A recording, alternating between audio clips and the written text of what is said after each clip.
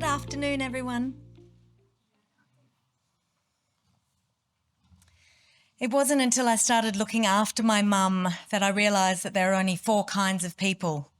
There are those who are carers, there are those who've been carers, there are those who will become carers, and there are those of us who will one day need a carer. I never expected to become a carer. In her old age, my mother always planned to throw herself under a bus. She was adamant a snappy exit was far preferable to the long goodbye. If I start losing my marbles, she told me on the night of her 60th birthday, then I'll take myself out. I was 30 then. I was horrified. The number 28 bus was Mum's contingency plan in case her golden years were to be robbed by senility. Her family had dibs on dementia. Her only brother, her mother, her granny, 1 uncle, 2 aunts. Rarely did anyone die of anything else. There were few problems Mum and I couldn't solve. Her dementia was one of them. Naturally, it found her, as I feared it would. It's Alzheimer's, her doctor said, patting her knee. How patronising, I thought, until he patted my knee and I burst into tears. Mum and I drove home together in silence, the air between us thick with thoughts we didn't want to say. Dementia was the dirtiest of all words. She refused to become an accommodating host. I have a neurological condition, she told her friends, but it'll pass. Don't worry, darling, she'd say to me with unnerving repetition.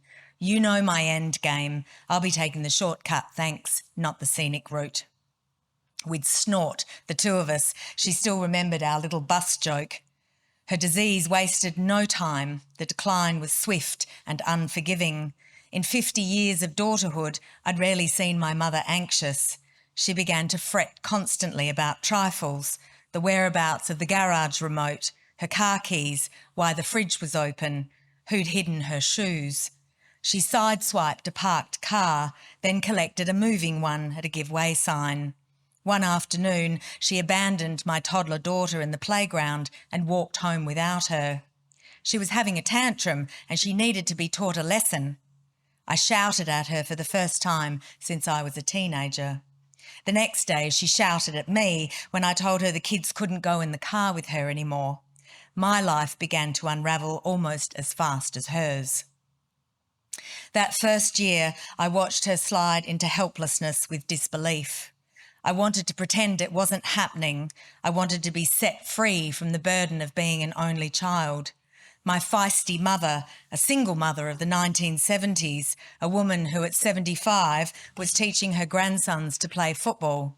She was dependent for the first time in her life. She was struggling to dress herself, to wash her hair, to make a cup of tea. In her second year of Alzheimer's, I knew I had crossed into a parallel universe. I was now a full-time carer. The woman who was my mother had become my 4th and most demanding child. I couldn't cope. I quit my newspaper column, left my 25-year career behind and went into mourning for my creative self. I was suddenly invisible. My new role was carried out mostly indoors, unseen and unnoticed. At times I felt lonely, exasperated, unappreciated and exhausted. And I faced the strangest and most painful of dilemmas because she and I had traded places. I collect her one day and we take off for lunch in Kings Park. She is wearing a man's jumper several sizes too big. A pair of gardening shorts balloon around her small frame. She has them belted at the waist like a paper bag, but the outfit screams of madness. I debate whether to make a joke of it. In the end, I say nothing. But after our meal, as she pushes back her chair to stand, I note the critical gaze of other patrons as they absorb her fashion farce. I feel an overwhelming urge to protect her. Month by month, I watch from the sidelines as small pieces of her drift away. Some she lets go without a struggle. Her mobile phone lies dead on her bedside table. She has forgotten how to dial out or how to accept a call. She is anxious about what the future holds, about being a burden on me, about not being able to remember her family history, about forgetting her friends, about what day it is. For almost 2 years, I turned my life inside out to give her the independence that she demanded, because for her, staying at home meant everything: her identity, her refuge, her security. But there came a time when I couldn't guarantee her safety and she couldn't maintain control. I moved her into a beautiful nursing home. 4 days later, she tried to take her own life with the only weapon she could find in her new room, a pair of nail scissors. She did a good job of it, but not quite good enough.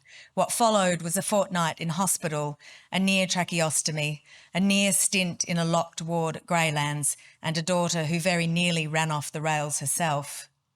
3 months later, and her memory of that darkest period of our lives had been wiped clean.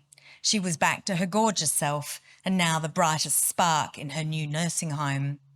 On the outside, she remained a perfect likeness of my mother. The shock of snow-white hair, 2 cowlicks competing with the centre part. The winning smile, the playful demeanour, the erect carriage, her body petite now, but still muscular from a lifetime of exercise. That winter, I joined her up to the local tennis club, where she became a hit with the old fellas in her tiny shorts, faking her forgetfulness by playing like Forrest Gump. We go once a week. She hugs everyone hello. In the summer, she insisted on being taken to the beach. She'd be in the water fully clothed before I could stop her. She'd pull off a perfect underwater handstand and then be crestfallen when I refused to let her drive us home. She developed an infuriating habit of poking my rear with her thumb in busy cafes. "Tighten those cheeks," she'd say loudly, standing behind me in the queue for the coffee. "No man likes a flabby bottom, do they?" Directing her question at a businessman seated with his newspaper. He looked up at me and frowned. I thought I might explode with embarrassment and rage. One particular day, she asks me over and over, "Are you happy?" Until, exasperated, I snap, "Yes, Ma, I'm happy. Do you need the toilet?" I may not ever forgive myself for that one. It's summer, another year gone by. Mum and I are sitting on the grass at Cottesloe Beach. We're having as many adventures as we can. She laughs and points at a portly man in the shallows as he springs with the shudder of white belly into a clumsy dive. I map her physique against the panorama of bodies on display. As far back as I can remember, my mum was trim and fit. Her legs were beautiful, shapely calves, a muscular groove along the side of her thigh, quads taut and smooth. On Saturdays, at table tennis, blokes with Bjorn Borg headbands and tight white shorts would follow her with their eyes. I wanted the attention she created. After 85 years, my mother's body is still a remarkably resilient and efficient machine. She's had no broken bones, no stents or sutures, no surgical repairs. There have been malfunctions, of course: thyroid, pancreas, stomach, but nothing life-threatening. And yet it's the 2% of her body mass residing in her skull that is failing her. The neuron forest of her brain is now scarred and stunted. Soon she will be imprisoned by her own incapacity to think. The vast freedoms of an independent life will be lost for good. Dementia will wither her personality and turn her into someone else, but not yet.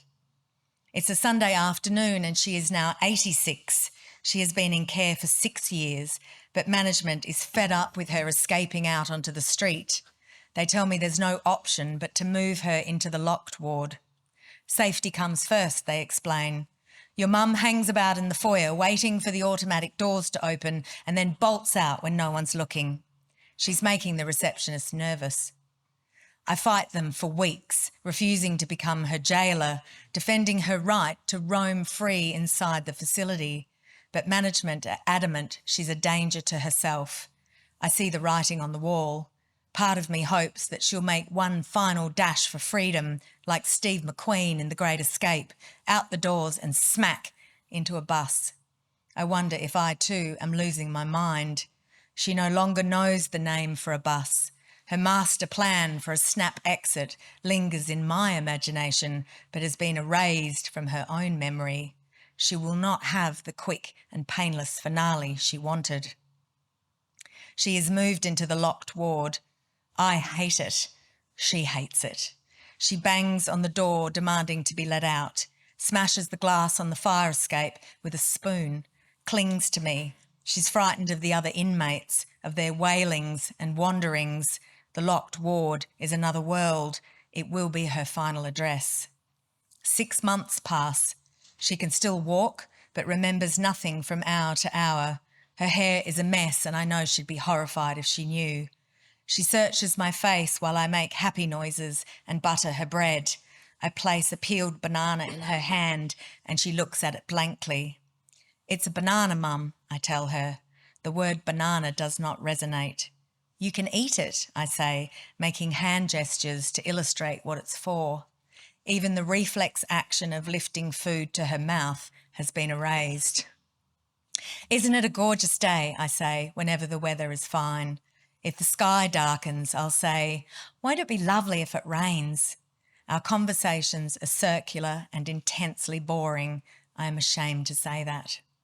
Did you go for a swim this morning? I always ask, knowing that every day starts with her imaginary dip in the ocean. Yes, she says, and her face lights up. Was it cold? I ask. No, she replies. Was it rough? Lovely, she says. This is her memory of pleasure. I repeatedly remind her how much she loved swimming. Have a swim today, Ma? I ask again, just for something to say. Yes, freezing. She surprises us by adding, do the things you love. I kiss her papery cheek goodbye and then sob helplessly in the car park. For so long I have fought this idea of being her carer. I am not her carer, I am her daughter. Over the last 8 years, I have been filled with admiration for her, filled with frustration, filled with love, guilt, anger, grief, and in the last few months, acceptance. It has taken me years to understand that my role as a carer is to soothe the worries, remove the obstacles, knit together the loose threads, the pulls and runs of an unravelling life. If you are a carer, there will be endless practical decisions about medical care, living arrangements, and financial matters. But the most important decision will be an existential one. What kind of carer do you want to be? I knew I could be my mum's supervisor, a kind of superior presence in her life, or I could be her companion. I decided it was her doctor's job to be superior. My role was to remain her equal. I try to remain invisible as her carer, but ever present as a daughter. For me, the test of being a carer, the real test, is how to maintain the integrity of her life. It's the test of my ability to safeguard her from being so diminished, so weakened, so repressed that who she is becomes disconnected from who she was. As a carer, I now know that my job is not to worry about what's coming. It's about making sure that service providers, hospitals, banks and shopkeepers know that I'm the person who's making sure she remains an individual. It's about being a good proxy, about being a great twosome. It's about loyalty. My loyalty to her may not necessarily produce happiness. It may at times be painful, but devotion to someone other than ourselves makes our lives more meaningful. And as a carer, my ultimate goal is not a good death, but a good life every day to the very end. Thank you very much.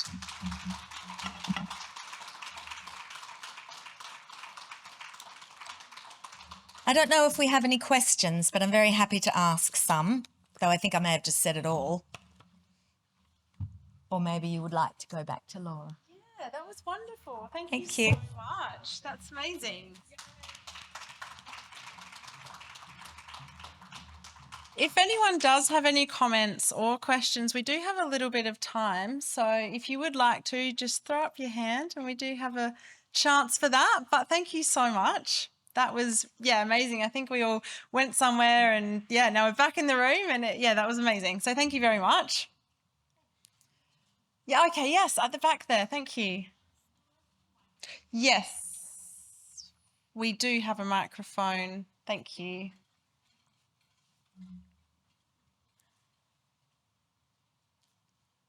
Actually, I wanted to know was like, does everyone will have dementia? Like, how many percentage of people have dementia here in Australia? Is it 80%, 90%? Oh, that's a very good question, and one that I'm actually not sure of the answer to. But yeah, I know that it is quite common, and that there are, you know, a lot of people going through that. But if you would like to talk more about it, we can find the answer for you, but I don't have it at hand. But more than happy to talk about it with you after, and we can find that out for you. Okay. And is there no, like, there's a sentence or a proverb like, prevention is better than cure. So is there, like, if someone has to have dementia, would they have it? Or we can do certain actions to divert it in such a way that they don't have dementia? Like, from a young age, what could we do to prevent rather than cure? Yeah, that's another good question. I'm definitely not the expert on this topic. However, prevention is always the key, and I think it comes down to that education and awareness in the community, and then looking out for certain signs and connecting with health professionals when needed. So yes, thank you very much. And another thing was like when we make a comparative analysis with other countries, like I think this is a disease of the maybe the first world, because in the maybe, pardon my language, I don't know how else to express, but in the maybe second world or third world countries, they don't have such a high percentage of dementia. I think it's very rare there. Okay, So that's could we do interesting. some learning from there? Yeah, absolutely. And, you know, what's used to recognize certain diseases in certain countries might be different, and the knowledge about them and all those kinds of things. So thank you very much for your questions. Okay, thank you. Okay, wonderful. Okay, we have one here, one, and maybe one online as well. Is that, yeah? Online or awesome. Ros, just as I was listening to you and talking about that devotion to the person that you're caring for, how did you keep yourself together enough so that you were able to bring either others along on the journey to understand why you were doing certain things? Or, you know, was it a matter of just like pushing those people aside and just really focusing on your mum in that time? Yes, I think so. I actually did, I went looking for other people who could help me. So I ended up hiring another carer so that I could have a day off. And I hired a masseuse, and I hired, I had a hairdresser that, well, I sort of had a few things where I could leave her for a few hours, because I think if you are going to try and do it full time, the cost to the carer is enormous. And if I went down the Gola, then everybody goes down, my family and my mother. So, of course, that's dependent on your financial means, but I think there's some really fantastic community groups that are happy to have people with early sort of signs of dementia. The people at Taggington Club used to look after her for a couple of hours so I could go and do some work. And it was just lovely. I think the community is fantastic when it comes to caring for the elderly in particular. But yes, I recommend that you do try and give yourself some respite, because otherwise the burden can be overwhelming. Brilliant, thank you. And I think we have time for one more question online. Excuse me, not so much a question from online, Laura. I've just asked Google, and according to Dementia Australia, in 2022, there's an estimated 487,000 people with dementia. There we go. Wow. That's yeah, thanks for looking that up. That's a huge number. Yes, we have down the middle-ish there, we'll have one more question. That story was so beautifully written. I was just wondering whether you've ever considered writing a novel to shine the light on this issue. It was beautifully written, and I just feel that you would be able to write a novel. I just wrote a novel. Did you? I'm not surprised.